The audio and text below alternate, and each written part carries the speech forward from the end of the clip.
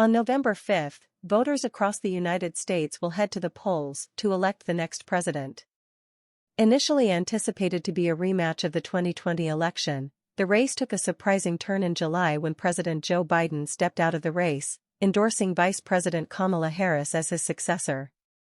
Now, the big question looms: will America elect its first female president, or will Donald Trump secure a second term? As Election Day nears, we'll closely monitor the polls to see how the campaigns are impacting the race for the White House. Who is leading the national polls?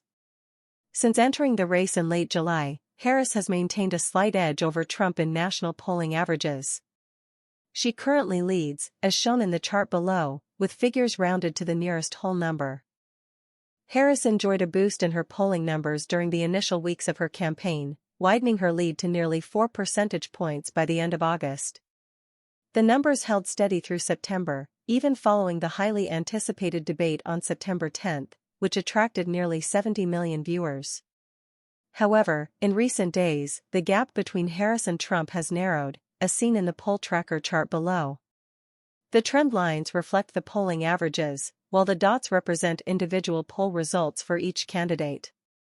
While national polls provide a general sense of a candidate's popularity across the country, they aren't always reliable predictors of the election outcome.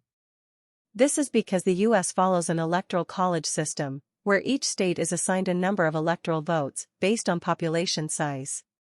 With 538 electoral college votes in total, a candidate must reach 270 to secure the presidency.